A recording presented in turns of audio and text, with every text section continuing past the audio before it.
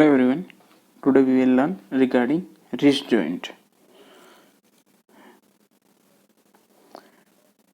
Type: it is a synovial joint of the ellipsoid variety between lower end of the radius and articular disc of inferior radio-ulnar joint proximally and three lateral bones proximal row of carpus, that is scaphoid, lunate, triquetral distally. The pisiform does not play a role in the radiocarpal articulation. It is a sesamoid bone acting as a pulley for flexor carpi ulnaris. We have discussed the definition of sesamoid bone, which develops in the tendon. Okay. Now we will discuss regarding articular surface. Articular surface: upper inferior surface of the lower end of the radius, articular disc of inferior radio-ulnar joint, lower scaphoid, lunate and triquetral bones. Okay. In this diagram we can see lower end of the radius, articular disc, scaphoid, lunate, triquetral. Again, lower end of the radius, articular disc, same.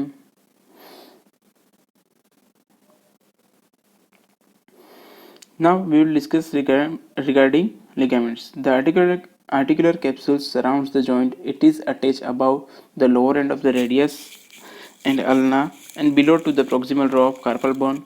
A protrusion of synovial membrane called pre-styloid recess lies in front of the styloid process of ulna and in front of the articular disc.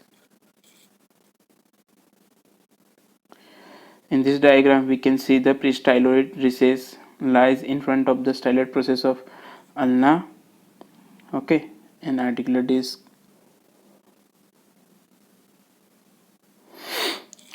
It is bounded inferiorly by small meniscus project inwards from the ulnar collateral ligament between the styloid process and the triquetral bone. Okay.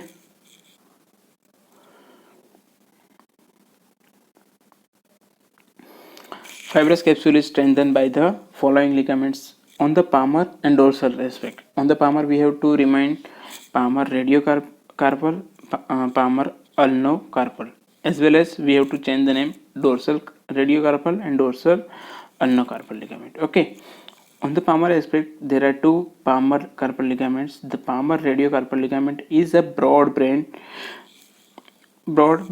It begins above the anterior margin of the lower end of the radius and its styloid process runs downwards and medially and is attached below to the anterior surface of the scaphoid, lunate and triquetral bones.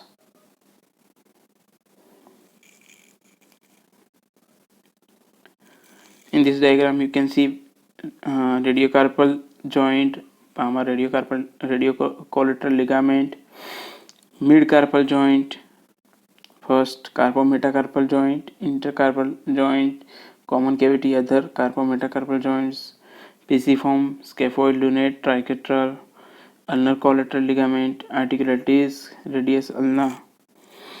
The palmar radiocarpal ligament is a broad bend. It begins above from the anterior margin of the lower end of the radius and its styloid process to below to the anterior surface of the scaphoid, lunate and triquetral that we can see here, radiocarpal ligament. Okay.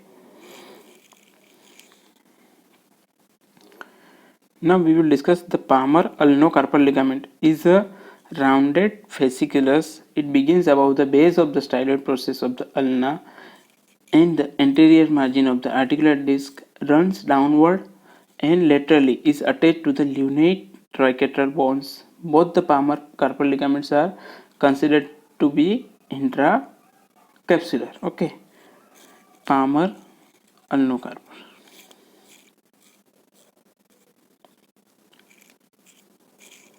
Okay. Ulnar collateral ligament, palmar ulnocarpal ligament.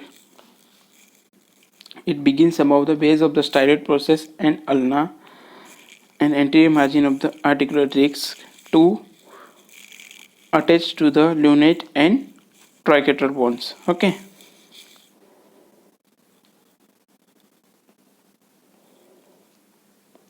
Now, on the dorsal aspect of the joint, there is a dorsal radiocarpal carpal ligament. As we have discussed, it is weaker than the palmar ligaments.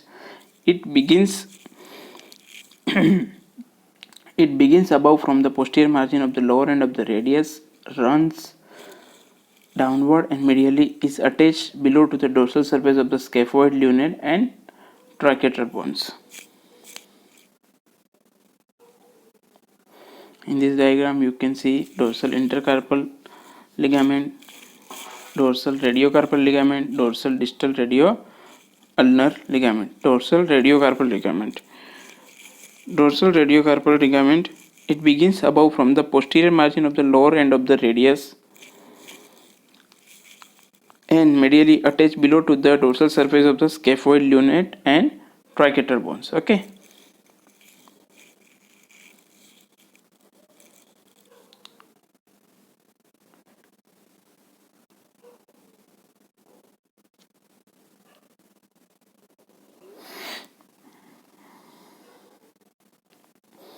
The radial collateral ligament extends from the tip of the styloid process of the radius to the lateral side of the scaphoid bone.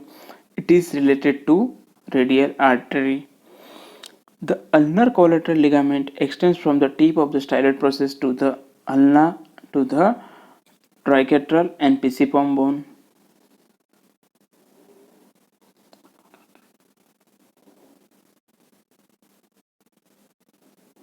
In this diagram, you can see ulnar collateral ligament extends from the tip of the styloid process to the of the ulna to the triquetral and pisiform bones. Okay.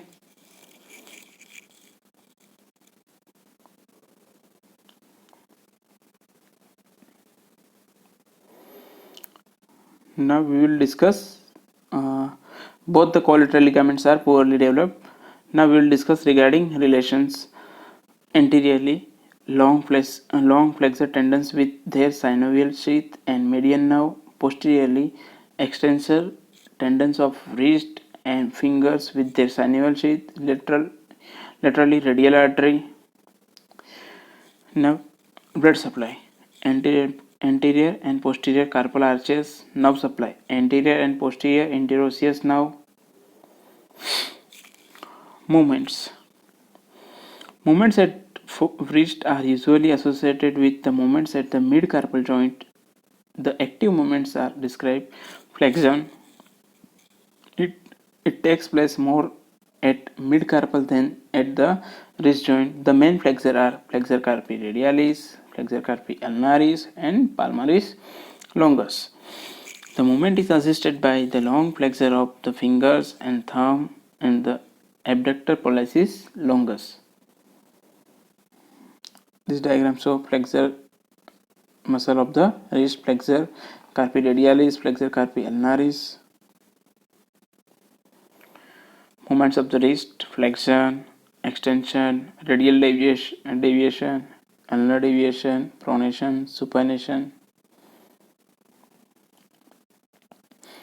Now extension, it takes place mainly at the wrist joint. The main extensor are extensor carpi radialis, brevis, extensor carpi ulnaris.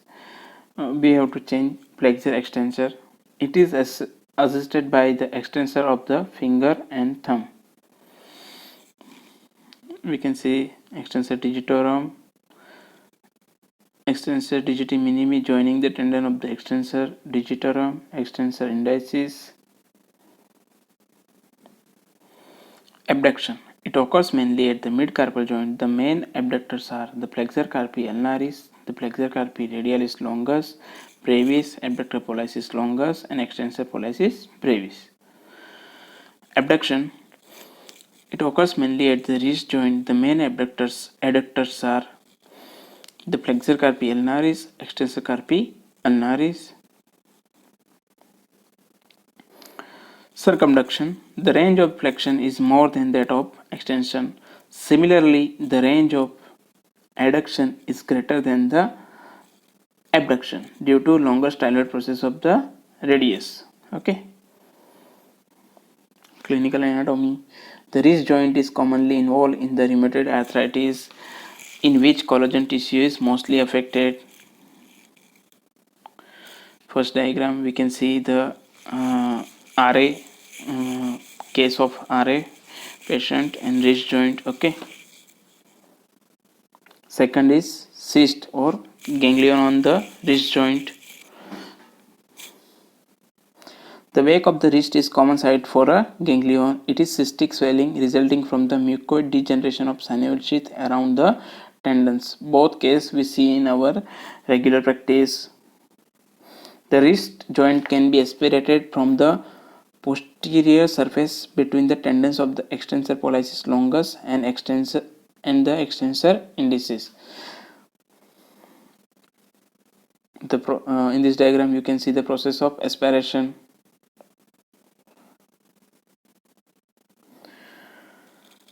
The joint is immobilized in optimum position of 30-degree dorsiflexion or extension. Okay.